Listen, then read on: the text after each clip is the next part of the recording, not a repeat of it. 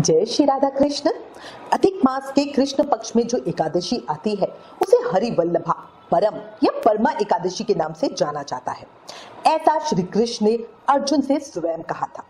वैसे तो प्रत्येक एकादशी व्रत जीवन में सुख समृद्धि की कामना और मोक्ष प्राप्ति के लिए किया जाता है, लेकिन परमा एकादशी का महत्व बहुत खास है। जो जातक गरीबी या आर्थिक संकट के कारण परेशानियों का सामना कर रहे हैं या मृत्यु पर्यंत मोक्ष की कामना रखते हैं, उनके लिए परमा एकादशी का व्रत वरदान की तरह है। आज इस वीडियो में हम परमा एकादशी व्रत कथा सुनेंगे। ये एकादशी बहुत ही महान और तुरंत फल देने वाली एकादशी है, इसलिए व्रत रखे, पूजा करें और कथा जरूर सुने। अब प्रेम, मन और भाव से कथा सुनते हैं। वीडियो को अंत तक जरूर देखिएगा, क्योंकि संभव है कि भगवान विष्णु ने आपको ये कथा सुनने के लिए ही आज यहाँ तक इस वीडियो तक पहुंचाया है। कथा प्रारंभ करने से पहले आप हाथ में कुछ फूल, तिल और श्रद्धा अनुसार कुछ दक्षिणा अवश्य रखें। कमेंट में एक बार प्रेम से बोलिए ओम नमो नारायणाय नमः, क्योंकि जहां भगवान का नाम होता है वहां लक्ष्मी स्वयं निवास करती है। तो भक्तों, एक बहुत ही सुंदर बात कही गई है, भाग्य सोया हो चाहे वर्षों से, भक्ति उसे जगा देती है। जिस पर हो जाए कृपा नारायण की, वो मिट्टी को भी सोना बना देती है। सही कह रही हूँ? तो चलिए अब प्रेम, श्रद्धा और विश्वास के साथ सुनते हैं परमा एकादशी की महिमा और इसकी अद्भुत कथा। इस एक वीडियो में आपको 2 पौराणिक कथाएं बताऊंगी और साथ ही एकादशी माता की आरती भी करेंगे। अब एक जयकारे के साथ शुरू करते हैं। बोला लक्ष्मी नारायण भगवान की जय। एक समय अर्जुन ने श्री कृष्ण से कहा, हे कमल नयन, अब आप अधिक मास के कृष्ण पक्ष की एकादशी का नाम तथा उसके व्रत का विधान बताने की कृपा करें। इसमें किस देवता का पूजन किया जाता है तथा इसके व्रत से किस फल की प्राप्ति होती है। भगवान श्री कृष्ण ने कहा, हे अर्जुन, इस एकादशी का नाम परम है। इसके व्रत से सभी पाप नष्ट हो जाते हैं तथा मनुष्य को इस लोक में सुख तथा परलोक में सद्गति प्राप्त होती है। इसका व्रत पहले बताई हुई विधि के अनुसार ही करना चाहिए और भगवान विष्णु का धूप, दीप, नैवेद्य, पुष्प आदि से पूजन करना चाहिए। इस एकादशी की पावन कथा जो महर्षियों के साथ कंपिल्ले नगरी में हुई थी, वो मैं तुमसे कहता हूँ, ध्यान पूर्वक सुनो। कंपिल्ले नगरी में सुमेधा नाम का एक अत्यंत धर्मात्मा ब्राह्मण रहता था। उसकी स्त्री अत्यंत पवित्र तथा पतिव्रता थी। किसी पूर्व पाप के कारण वो दंपति अत्यंत दरिद्रता के साथ जीवन व्यतीत कर रही थी। ब्राह्मण को भिक्षा मांगने पर भी भिक्षा नहीं मिलती थी। उस ब्राह्मण की पत्नी वस्त्रों से रहित होते हुए भी अपने पति की बहुत मन से सेवा करती तथा अतिथि को अन्न देकर स्वयं भूखी रह जाती और पति से कभी किसी वस्तु की मांग नहीं करती थी। दोनों पति पत्नी घोर निर्धनता से जीवन व्यतीत कर रहे थे। एक दिन ब्राह्मण अपनी स्त्री से बोला, हे प्रिय, जब मैं धनवानों से धन की याचना करता हूँ तो वो मुझे मना कर देते हैं। गृहस्थी धन के बिना नहीं चलती, इसलिए यदि तुम्हारी सहमति हो तो मैं परदेश जाकर कुछ काम करूं, क्योंकि विद्वानों ने कर्म की प्रशंसा की है। ब्राह्मण की पत्नी ने बड़े ही विनीत भाव से कहा, हे स्वामी, मैं आपकी दासी हूँ। पति अच्छा और बुरा जो कुछ भी कहे, पत्नी को वही करना चाहिए। मनुष्य को पूर्व जन्म में किए गए कर्मों का फल मिलता है। सुमेरु पर्वत पर रहते हुए भी मनुष्य को बिना भाग्य के स्वर्ण नहीं मिलता। पूर्व जन्म में जो मनुष्य विद्या और भूमि दान करते हैं, उन्हें अगले जन्म में विद्या और भूमि की प्राप्ति होती है। ईश्वर ने भाग्य में जो कुछ लिखा है उसे टाला नहीं जा सकता। यदि कोई मनुष्य दान नहीं करता तो प्रभु उसे केवल अन्न ही देते हैं। इसलिए आपको इसी स्थान पर रहना चाहिए, क्योंकि मैं आपका विछोह सहन नहीं कर सकती। पति बिना स्त्री की माता, पिता, भाई, ससुर तथा संबंधी आदि सभी निंदा करते हैं। इसलिए हे स्वामी, कृपया करके आप कहीं न जाएं। जो भाग्य में है वो हमें यही मिल जाएगा। अब स्त्री की सलाह मानकर ब्राह्मण प्रदेश नहीं गया। इस प्रकार समय बीतता गया। एक बार कौंडिल्य ऋषि वहां आए। ऋषि को देखकर ब्राह्मण सुमेधा और उसकी स्त्री ने उन्हें प्रणाम किया और बोले, आज तो हम बहुत धन हुए, आपके दर्शन से आज हमारा जीवन सफल हुआ। ऋषि को उन्होंने आसन तथा भोजन दिया। भोजन देने के बाद पतिव्रता ब्राह्मणी ने कहा, हे ऋषिवर, कृपया कर आप मुझ दरिद्रता का नाश करने की विधि बताइए। मैंने अपने पति को प्रदेश में जाकर धन कमाने से भी रोक दिया। मेरे भाग्य से आप आ गए। मुझे पूर्ण विश्वास है अब मेरी दरिद्रता शीघ्र ही नष्ट हो जाएगी। अतः आप हमारी दरिद्रता नष्ट करने के लिए कोई उपाय बताएं। ब्राह्मणी की बात सुनकर कौंडिल्य ऋषि बोले, हे ब्राह्मणी, मल मास यानी अधिक मास के कृष्ण पक्ष की परमा नाम की एकादशी के व्रत से सभी पाप, दुख और दरिद्रता नष्ट हो जाती है। जो मनुष्य इस व्रत को करता है वो धनवान हो जाता है। इस व्रत में नृत्य, गायन आदि सहित रात्रि जागरण करना चाहिए। भगवान शंकर ने कुबेर जी को इसी व्रत के करने से धनाध्यक्ष बना दिया था। इसी व्रत के प्रभाव से सत्यवादी राजा हरिश्चंद्र को पुत्र, स्त्री और राज्य की प्राप्ति हुई थी। इसके बाद कौंडिल्य ऋषि ने उन्हें एकादशी के व्रत का समस्त विधान कह सुनाया। ऋषि ने कहा, हे ब्राह्मणी, पंचरात्रि व्रत इससे भी ज्यादा उत्तम है। परमा एकादशी के दिन प्रातः काल नित्य कर्म से निवृत्त होकर विधान पूर्वक पंचरात्रि व्रत आरंभ करना चाहिए। जो मनुष्य 5 दिनों तक निर्जल व्रत करते हैं वो अपने माता, पिता और स्त्री सहित स्वर्गलोक को जाते हैं। जो मनुष्य 5 दिन तक संध्या को भोजन करते हैं वो स्वर्ग को जाते हैं। जो मनुष्य स्नान करके 5 दिनों तक ब्राह्मणों को भोजन कराते हैं वो समस्त संसार को भोजन कराने का फल पाते हैं।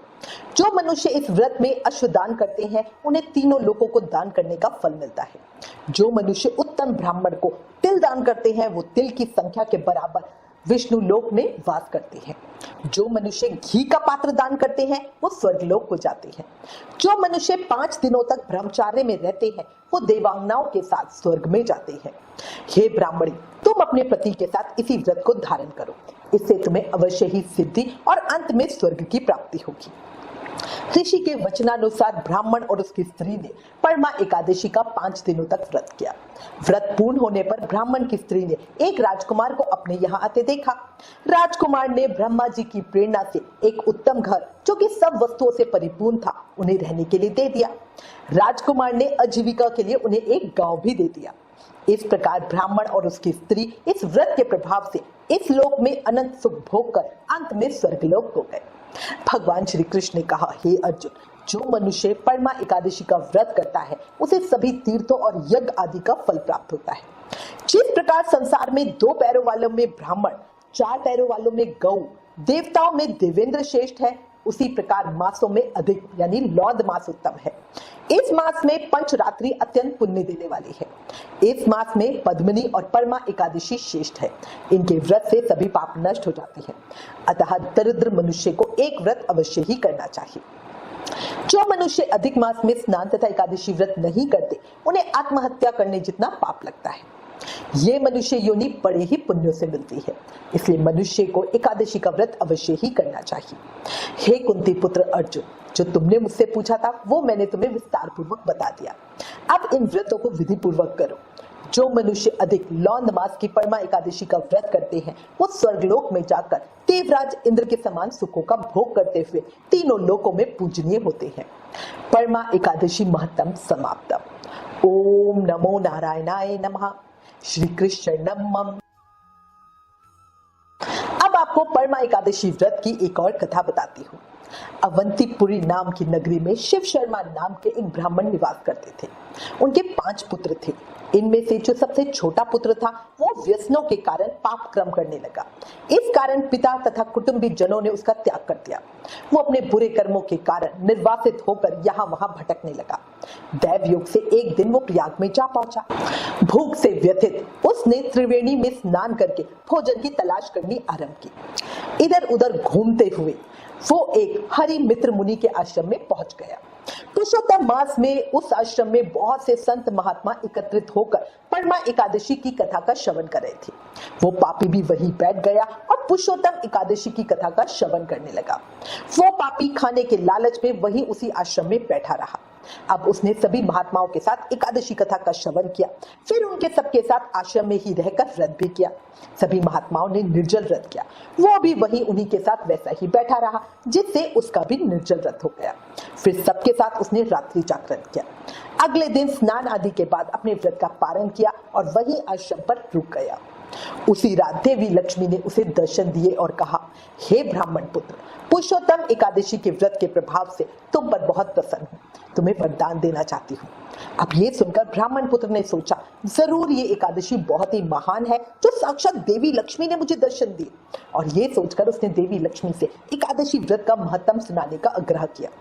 उसकी प्रार्थना सुनकर देवी प्रसन्न स्वर में कहने लगी, ये व्रत सभी दुखों का नाश करने वाला है, पुण्यों की प्राप्ति कराने वाला है। एकादशी महत्तम के एक या आधे श्लोक के पाठ से भी करोड़ों पाप तत्काल मुक्त हो जाते हैं। जैसे मासों में पुरुषोत्तम मास, पक्षियों में गरुंजी तथा नदियों में गंगा श्रेष्ठ है, उसी प्रकार तिथियों में एकादशी तिथि श्रेष्ठ है। जो लोग प्रभु भगवान पुरुषोत्तम के नाम का सदा भक्ति पूर्वक जाप करते हैं, जो लोग श्री नारायण हरि की पूजा में प्रवृत्त रहते हैं, वो कलयुग में धन्य होते हैं। ऐसा कहकर लक्ष्मी देवी उस ब्राह्मण को वरदान देकर अंतर्ध्यान हो गई। फिर वो ब्राह्मण भी भगवान श्री विष्णु की भक्ति में लीन हो गया और अपने पापों से मुक्त हो गया। साथ ही धनी व्यक्ति बनकर अपने घर की ओर चल पड़ा। पिता के घर पर संपूर्ण भोगों को प्राप्त होता हुआ वो ब्राह्मण अंत में भगवान विष्णु के लोक को पहुंचा। इस प्रकार जो भक्त पुरुषोत्तम एकादशी का उत्तम व्रत करता है तथा इसका महत्तम सुनता है, वो संपूर्ण पापों से मुक्त हो धर्म, अर्थ, काम, मोक्ष चारों पुरुषार्थों को प्राप्त कर लेता है। इसलिए प्रेम से, मन से, भाव से इस एकादशी का व्रत करें। अधिक मास या पुरुषोत्तम मास बहुत ही फलदायी महीना है। इस महीने में ज्यादा से ज्यादा नाम जाप करके भगवान का प्रेम और भक्ति प्राप्त करें। हर समय, हर पल, हर सांस के साथ बोले हरे कृष्ण कृष्ण कृष्ण हरे हरे, हरे राम राम राम हरे हरे। अब प्रेम से एकादशी माता की आरती करते हैं। ओम जय एकादशी माता, मैया जय एकादशी माता। विष्णु पूजा व्रत को धारण कर, विष्णु पूजा व्रत को धारण कर, शक्ति मुक्ति पाता। ओम जय एकादशी माता, तेरे नाम गिनाऊं देवी, भक्ति प्रदान करनी, मैया भक्ति प्रदान करनी। गण गौरव की देनी माता, गण गौरव की देनी माता, शास्त्रों में वरनी। ओम जय एकादशी माता।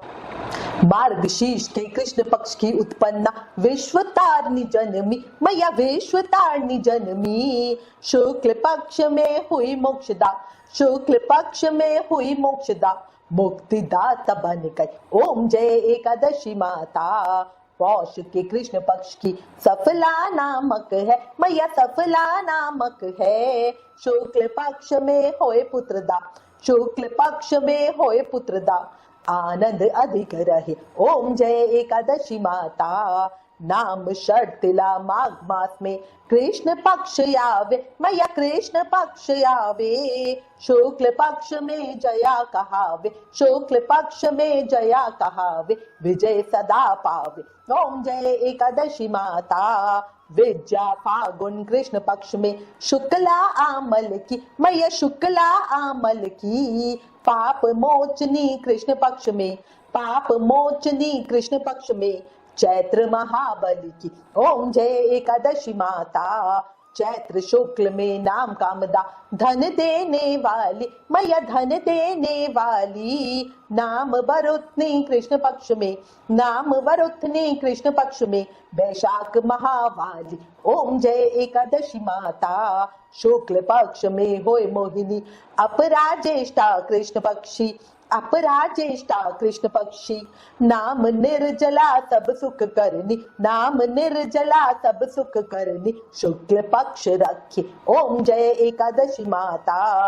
योगनी नाम अषाढ़ में जानो, कृष्ण पक्ष करनी, मैया कृष्ण पक्ष करनी। देव शयनी नाम कहायो, देव शयनी नाम कहायो, शुक्ल पक्ष धरनी। ओम जय एकादशी माता। कमिका श्रावण मास में आवे, कृष्ण पक्ष कहिए, मैया कृष्ण पक्ष कहिए। श्रावण शुक्ला होए पवित्रा, श्रावण शुक्ला होए पवित्रा, आनंद से रहिए। ओम जय एकादशी माता। अजा भाद्रपद कृष्ण पक्ष की परिवर्तनी शुक्ला, मैया परिवर्तनी शुक्ला। इंद्रा अश्विन कृष्ण पक्ष में, इंद्रा अश्विन कृष्ण पक्ष में, व्रत से भव सागर निकला। ओम जय एकादशी माता। पापन कुशा है शुक्ल पक्ष में, आप हरनहारी, मैया आप हरनहारी। रमा मास कार्तिक में आवे, रमा मास कार्तिक में आवे, सुखदायक भारी। ओम जय एकादशी माता। देवो उतनी शुक्ल पक्ष की दुखनाशक मैया, मैया दुखनाशक मैया। पावन मास में करु विनती, पावन मास में करु विनती, पार करो नैया। ओम जय एकादशी माता। परमा कृष्ण पक्ष में होती जन मंगल करनी, मैया जन मंगल करनी। शुक्ल मास में होए पद्मनी, शुक्ल मास में होए पद्मनी, दुख दरिद्र हरनी। ओम जय एकादशी माता।